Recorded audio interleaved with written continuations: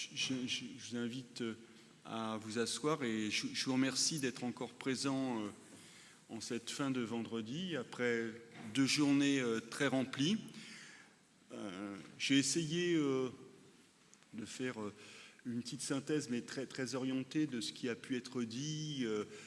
C'est sûr qu'il est difficile de rapporter ce qui s'est dit, qui était souvent intéressant dans les ateliers, et que le regard il sera sans doute lacunaire et très transversal. Je n'ai pas pu m'empêcher, pour faire un clin d'œil, un papier que j'ai écrit il y a... vous savez, j'ai retrouvé, c'était il y a bientôt 20 ans, qui s'appelait « Le sens de l'orientation ». J'ai changé un petit peu et j'ai appelé ça « l'essence de l'orientation ». Voilà. Alors, de toutes les expériences internationales qui ont été rapportées au cours de ce colloque, et puis en fait, au-delà même de traditions politiques, culturelles, il y a quand même des similarités incontestables qui ressortent et qui me paraissent conditionner les modalités et les objectifs de l'orientation des élèves, et en particulier le rapport entre l'orientation proprement scolaire et l'orientation professionnelle. Je voudrais d'abord insister sur ces similarités, et puis j'essaierai de dégager quelques pistes de réflexion générale, aussi quelques propositions modestes et pratiques destinées à revisiter la politique française d'éducation à l'orientation et d'orientation des jeunes. Alors d'abord, les problèmes communs auxquels sont confrontées les politiques d'orientation à l'échelle internationale. J'en ai repéré, je veux dire que nous avions préparé un petit peu les choses avant en travaillant pour le rapport qui sera mis à votre disposition dans quelques semaines. Donc, premier problème commun, celui des publics en difficulté scolaire et sociale, à qui s'adressent en priorité, au moins à l'origine, les politiques d'orientation. Les élèves en échec au collège, les décrocheurs, les élèves des zones rurales, etc. etc. Et bien entendu, ce problème renvoie à une permanence des inégalités socio-scolaires, et ceci dans des organisations scolaires, éducatives pourtant très différentes, d'un pays à l'autre, différentes en termes de mode et d'âge de la sélection et de la répartition des élèves entre filières et voies d'orientation. Deuxième problème que l'on retrouve d'un pays à l'autre, c'est évidemment l'évolution des marchés du travail et de l'insertion des jeunes dans des économies gérées de façon de plus en plus unanimement libérale. Je renvoie par exemple pour cela un rapport de l'OCDE de 2018 qui s'appelle « Working It Out ». C'est ce qu'ont souligné nos premiers orateurs, Boren Chakroun et Ronald Sultana, qui tous deux, chacun de son point de vue, ont pointé la transformation des carrières professionnelles marquée d'une part par la complexité des processus d'insertion des jeunes, d'autre part par la discontinuité de ces carrières. Et l'orientation est à ce moment-là redéfinie comme destinée à préparer les jeunes à gérer à la fois leur insertion professionnelle et leur future mobilité professionnelle. On l'a vu pour la Corée, on l'a vu pour l'Angleterre, etc. Pour préparer la jeunesse à cette discontinuité, il faut intégrer l'éducation à l'orientation dans un processus éducatif long qui permette de développer des capacités d'information, d'anticipation, d'autonomie. C'est ce à quoi s'est attelé très tôt l'approche orientante qu'on nous a décrit pour le cas du Québec.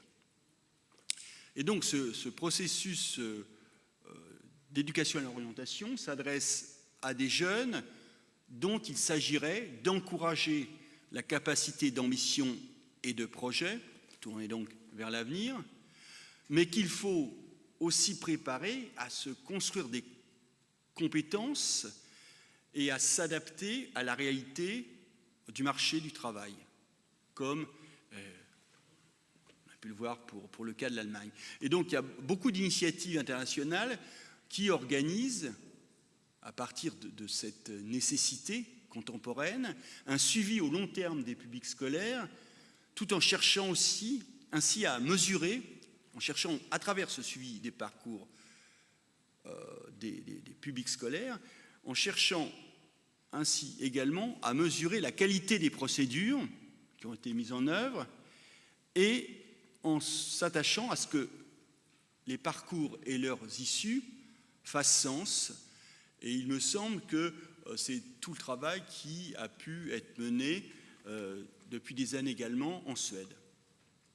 Donc cette organisation d'un suivi des jeunes suppose non seulement de faire de l'orientation un objet d'éducation, mais là aussi avec l'objectif de lui donner sens. Et la première question qui avait été posée, c'est qu'est-ce qu'il faut entendre par éducation et orientation, mais aussi, pour cela, de coordonner la collaboration entre acteurs, des acteurs dont il a été souligné que les activités étaient dans presque tous les pays qui nous ont servi de référence, juxtaposées ou tout au moins discontinues. Et encore une chose qui est remarquable à constater, c'est que dans la plupart des pays qui nous ont servi d'exemple, les enseignants apparaissent comme assez réticents à s'impliquer fortement dans l'éducation à l'orientation. Et cela pour des raisons à la fois d'ordre organisationnel et d'ordre éthique. Et j'insisterai surtout sur ces dernières raisons. Comment être à la fois juge et partie? Comment concilier conseil et décision? Ce qu'on attendrait des mêmes enseignants. Comment concilier, les mots sont des mots de sociologue, pardon, volonté d'émancipation et forme d'aliénation. Enfin, dernier problème sur lequel je voulais insister, qui se pose partout, c'est celui des conditions d'accès à l'enseignement supérieur et aux universités au sens large.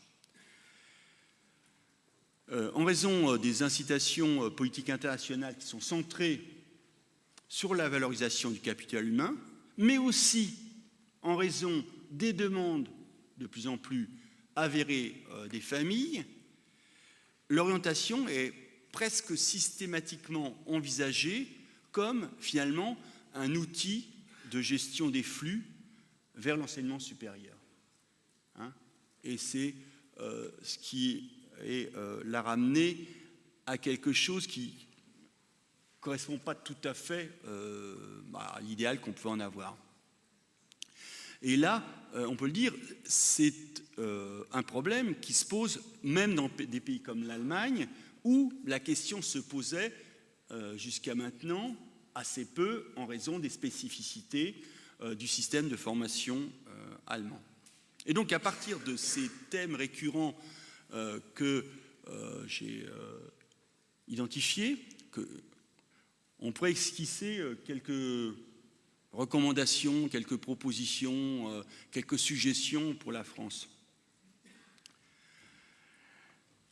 Alors, les difficultés en France aujourd'hui, elles tiennent d'abord à 3 dimensions d'ordre structurel et qui expliquent qu'il soit difficile d'y remédier, puisque ces 3 dimensions d'ordre structurel, on ne peut pas les remettre en cause à court terme. Donc il faut être un peu réaliste par rapport à ça, pragmatique. Ces 3 dimensions structurelles propres au système de formation français, un, c'est la disparité et l'accumulation des finalités qui sont attribuées à l'orientation au fil des évolutions socio-économiques, ça on peut le trouver sans doute dans d'autres systèmes que la France. Deuxièmement, la diversité des personnels concernés par l'orientation, donc problème supplémentaire, parce que le problème, ce n'est pas la diversité, le problème, c'est que leur collaboration, elle n'a pas été pensée et elle n'est guère facilitée. Et troisième difficulté, peut-être la plus difficile à soulever, et là, bien spécifique à la France, c'est la complexité de l'organisation de l'enseignement supérieur à une époque où la demande d'orientation, elle tend vers la transition vers cet enseignement supérieur.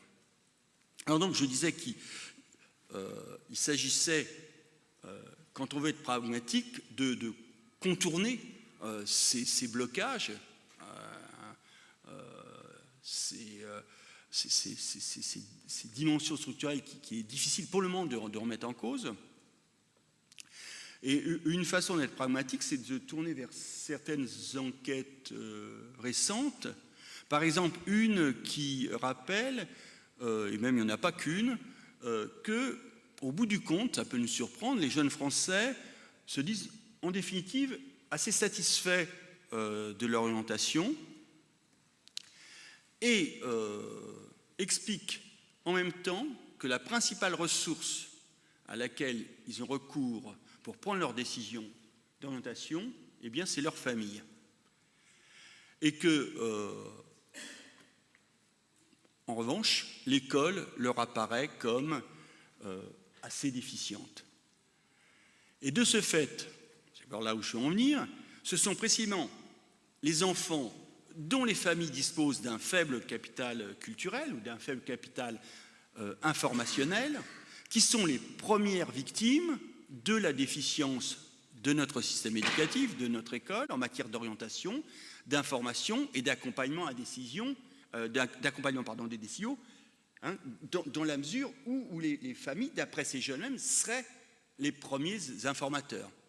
Et donc, c'est renforcer, bien entendu, les inégalités, et ça peut être une raison qui explique cette permanence des inégalités sociales et tout ce qui va avec, hein, en matière non seulement de réussite scolaire, mais aussi d'insertion professionnelle. Et donc, ce qui me paraît ressortir des politiques qui ont été mises en place et de l'inflexion de l'éducation à l'orientation, c'est que, en fait, de ce point de vue, elle ne propose pas d'objectifs clairs ni affirmés, et tout spécialement en matière de justice sociale et de promotion de la mobilité sociale. Je n'ai pas vu tellement ces termes apparaître dans tous les textes autour de la réforme des politiques d'orientation. Et cette absence, elle est d'autant plus pénalisante à l'ère de, on a suffisamment parlé, de l'individualisation de l'action publique. Ça rend d'autant plus nécessaire l'organisation sur le long terme d'un accompagnement informé des familles pour les aider à accéder à cette autonomie de décision que l'on attend d'eux et à ne pas donc subir en permanence la pression à court terme des résultats scolaires. Tant l'orientation en France, elle est très assujettie au niveau académique, tout spécialement pour les familles qui ne disposent pas de ressources pour faire pièce à ce qui ressemble à des formes de déterminisme. Et je voudrais insister sur le fait, j'ai parlé tout à l'heure de l'expérience internationale, mais sur le fait qu'il y a certaines innovations locales françaises qui sont orientées précisément vers l'aide à l'autonomie des élèves et à l'autonomie des familles. Et il y a des expériences également on en a entendu, qui sont conduites dans plusieurs pays qui pourraient également inspirer des décisions, des réformes en France. Je pense à ce dossier de suivi individuel des projets, ou encore à ces plateformes Internet uniques d'information et de conseil, qui existent sous certaines formes en France, mais dont on a vu combien c'était très fortement développé dans des pays comme le Danemark, comme l'Australie, etc. Alors, la mise en œuvre à une échelle nationale et de façon coordonnée de telles initiatives suppose, il faut y insister, aussi des personnels qui soient informés, des personnels dédiés à ces tâches dans une logique de collaboration, au premier rang desquels, naturellement, des professeurs principaux à condition qu'ils soient formés ad hoc et les PsyEN.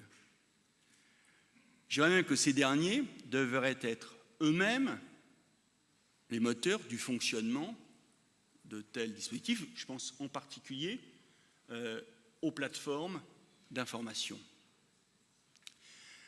Et donc, à défaut d'une transformation à court terme de ce blocage structurel que j'évoquais de l'enseignement supérieur français, je ferai 3 suggestions. En cohérence avec la réforme du processus d'orientation en cours, les professeurs principaux, dont la tâche, une partie de tâche serait dédiée à l'orientation, à condition qu'ils aient été formés, ils pourraient effectivement jouer à l'avenir un rôle de conseil continu auprès des élèves des établissements, mais à condition, puisque comme je disais, on ne peut pas être à la fois jugé parti, à condition que ce processus de conseil auprès des élèves soit dissocié des avis des conseils de classe. Puisque c'est bien ça la difficulté dans la confusion des rôles. Et donc, ce sera affirmé l'établissement d'enseignement et ses acteurs comme un espace de référence dans le parcours des jeunes, ce qui me paraît singulièrement manqué en France. Quant aux étudiants qui s'inscrivent dans un cheminement complexe, en particulier ceux qui sont conduits à des réorientations et donc à un parcours discontinu dans leurs études supérieures, ils pourraient également bénéficier de ce conseil régulier auprès d'une instance qui les connaisse et dans laquelle ils aient confiance. Et je pense que c'est un rôle qui pourrait également être dévolu aux PsyEN dans le cadre d'une plateforme ou dans le cadre de tout autre contact qui plus direct. En particulier, réguler l'accès aux outils numériques et former à leur usage dans la mesure où c'est une source d'information privilégiée des jeunes, dans une époque justement où on les pousse à l'autonomie, à la responsabilisation, et cela de façon souvent illusoire, et naturellement, là encore, avec des différences fortes de l'un à l'autre en fonction de ses connaissances, sa maîtrise. Et afin de lutter contre la persistance de ces déterminismes que j'évoquais, ces déterminismes sociaux, spatiaux, de genre, il me paraîtrait indispensable de s'inspirer de certains exemples, là aussi étrangers, avec le développement de bien davantage de passerelles entre différents types de formations supérieures, mais aussi par rapport à la formation initiale et en alternance, des passerelles de ce côté-là. Je sais bien qu'on a l'exemple des pays comme l'Allemagne, comme la Suisse, comme l'Autriche, mais qui ont toute une tradition en la matière. Et moi, je remarque au contraire, en France, les jeunes travailleurs qui veulent retourner à l'université, ils ne sont pas vraiment encouragés. Et puis, ils sont par exemple soumis à des frais d'inscription, à des frais de scolarisation, qui sont bien supérieurs à ceux des étudiants initiaux. Et ça ne s'est pas arrangé ces dernières années. Et donc, je conclus en disant que, au-delà de cette source d'inspiration que constitue la comparaison internationale, j'ai voulu insister également, et on a eu de nombreux exemples dans les ateliers, sur l'intérêt de prendre en considération des expérimentations menées en France à la suite d'initiatives institutionnelles, mais aussi des innovations locales trop peu connues et pourtant efficaces, hein, comme on en a eu donc de nombreux exemples à travers les témoignages qui nous ont été proposés. Et je dirais que trop souvent, le pilotage politique du système, il oublie que souvent, la meilleure manière de progresser dans la qualité et dans l'efficacité de l'orientation, c'est de favoriser, d'accompagner et, j'insiste, d'évaluer les initiatives pour traduire ces initiatives en politique pérenne ou simplement les diffuser. Hein, j'ai constaté parmi les nombreuses innovations et expérimentations qu'on a pu rencontrer, combien il y en avait qui étaient mal connues, j'ai dit, mais aussi le problème, combien peu il y en avait qui avaient été évalués. Et donc, très difficile de s'y retrouver là-dedans. Alors, j'en ai fini pour ma part, mais il me faut encore remercier, alors, en mon nom et puis au nom de toute l'équipe du CNESCO, alors d'abord vous d'avoir été présents, et en particulier les derniers qui restent là, qui sont très valeureux, remercier tous les partenaires qui ont permis que cette conférence, je l'espère, non seulement soit une réussite sur le plan intellectuel, mais aussi sur le plan de la convivialité. Remercier le Conseil économique, social et environnemental de nous avoir soutenus et de nous avoir accueillis dans de tels locaux, de remercier France Stratégie, le CIEP, partenaire fidèle du CNESCO.